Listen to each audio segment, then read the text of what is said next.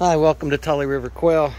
I'm going to give you a quick little video on building this jumbo quail cage with egg rollout. You can see the floor is slanted.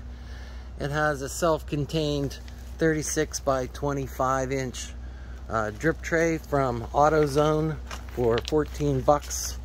I use a little bit of corrugated roofing just to sit on there to give them some shade and some shelter. And I'll be using these J boxes. This is just a quick survey of the materials that I'm using. This is 1 inch by 1/2 inch PVC coated flooring that I'm using. This is 1 inch by 2 inch for the sides, the tops, and the back. And here you can see I've cut and bent all of the materials ready for the 6 cages that I'm building. And just wanted to show you that I use this Harbor Freight, $395, or you can get it for $295, just to make the sharp bends. These are the sides that I have ready. So I'm all ready to go. I have one all set up, ready to roll, and I wanted to show that for you. These cages are large enough that you can put a divider down the middle, and I like to use this Coroplast material. It's removable, it's strong, it doesn't decay, and it provides some wind resistance instead of just putting cage material in there. And it also doesn't let the other quails see each other, so there's no fighting. But back to my work table here. Just a quick little thing. I have everything set up. I got the one wall in place here. I have it upside down, and that's how I do this, is I'll put the walls on first, and then I'll attach the back of the floor to the proper area with these C-clamps. And then I'll position the front of the cage so that it is 1 1/4 inches, 1.5 inches from here when I flip it over. That'll give me about 1.5 inches here, or 2 inches for the droppings tray to slide in along this rail. And I'll fasten it. Usually what I'll do is I use these little C-clamps with this nice Amazon.com $12 C-clamper. And how I do it is I take the C-clamp and I hook the bottom first. I'll see if I can show that to you.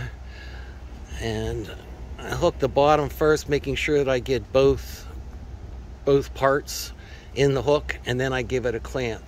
So what I'll do with this is I'll clamp the one corner, and then I'll clamp the middle of the top, which is actually on the bottom now, and then I'll clamp the middle back there and put 3 on either side. And then I'll go and do this side here, and then I will flip it over and do the floor, and that should give me the framework for everything I need. Then I'll go back in and do all the adjustments, add some extra clips every 4 inches, maybe 3 to 4 inches. It's a pretty strong design. It can stack, so this can stack on another tray. Here's some of the tools I use. I use this J-clamper. I use this DeWalt automatic hog ring, self-feeding. You can see there's about 20 left in there. I'll use a file to clean any sharp edges. If I need to remove any errant, mistaken things, I'll use this little needle nose pliers. You'll see when I go back to the other cage that I use this electrician strapping, and I use that to secure the front part of the cage to the wall, front wall, so that it maintains the distance of 1 1/4 inches, 1.5 inches. And then I'll use these little clips, just little clips. When I put the floor in, I'll clip it in place, and then I'll go ahead and start using these C-clamps. So let me just go back and show you that. So there's my little electrician's clip. I put a little rivet with a backup washer on the back, and that holds everything solid and allows me to put 2 doors in here. I'll attach this feeder, depending on where I stack them, I'll either put it on the sides if I'm gonna do a run, or maybe on the back. It just depends on how your setup is. My plan is to use one of these coolers with a automatic heater. It'll turn on when it gets below 40, and I'll keep a bunch of water in there, and then I'm going to circulate that water through a return pipe. It'll go through the water, the drinking tubes, and then it will return back into this bucket. So as long as it keeps flowing, it won't freeze. Kind of need that here in Pennsylvania.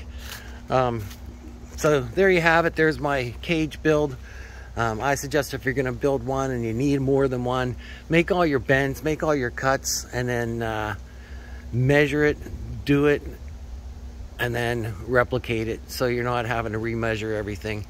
What I've done is I've actually marked on a 4x4 where I was doing my work, different marks where my bends would be, so that I could transfer that to the sheet of wire, and that allows me to go ahead and just make the bends more quickly.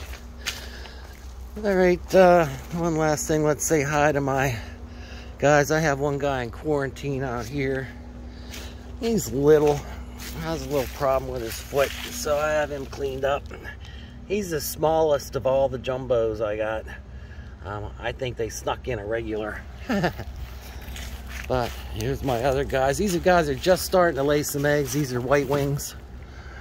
You can see the white breast on that one in there. The female, the hen. The males have just a white tip on their wings, like that. And you can see the little feeder I made of with a little 4-inch tube that goes down through a larger circular container. I have some holes drilled in it. I painted it so they can see the red better. And then that tube has some half moons cut out of the bottom of it. I don't know if you can see that. If Junior, get out of the way.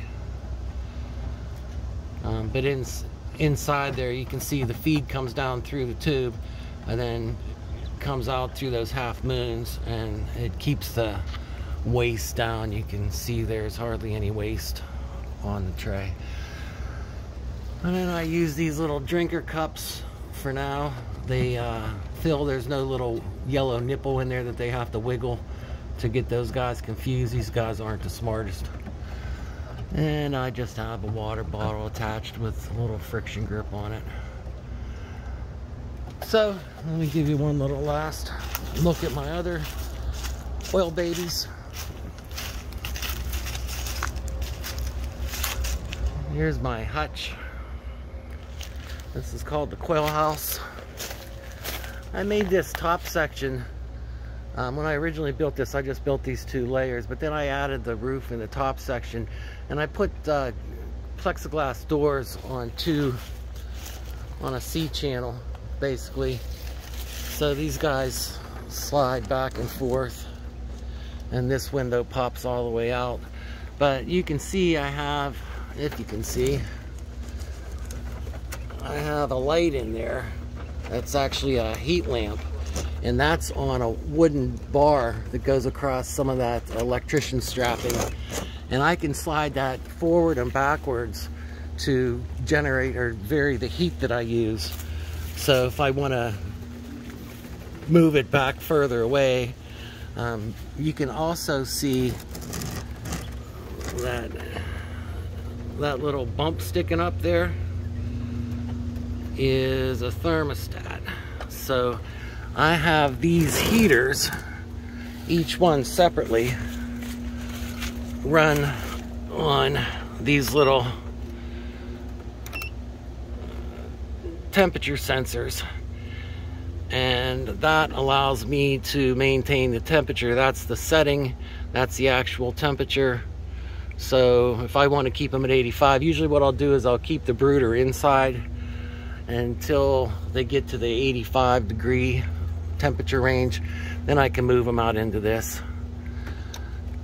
And here's my lighting source. This is a pole 12-volt inverter, so this is pretty good for outdoors. A little drinker tube system here I got to get cleaned up for the winter time. That's not going to suffice. All right, guys. Well, thanks for watching my little quail build. Here's another little brooder that I have that I made for the inside. This brooder actually slides underneath this one, so I'll have a little brooder condo, and then I hang some heat lamps where I need them. This one actually has a heat lamp inside of it against the back wall. In the beginning, when they're first hatched, I take them out of my, excuse the mess in here, I take them out of my homemade incubator I made out of a dishwasher.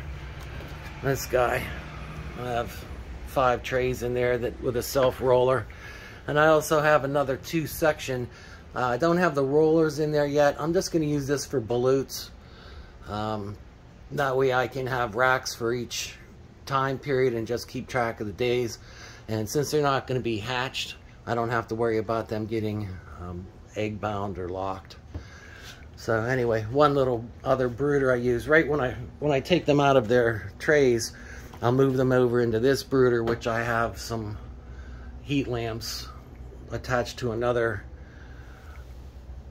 temperature sensor device that I made. And that way I can keep them at 95 in this box until they go to this box where they're 90. When they get to 85, they can go outside. All right, folks. Yeah, this was all about cages. Well, let me get to work. If you're interested in quail, please contact me.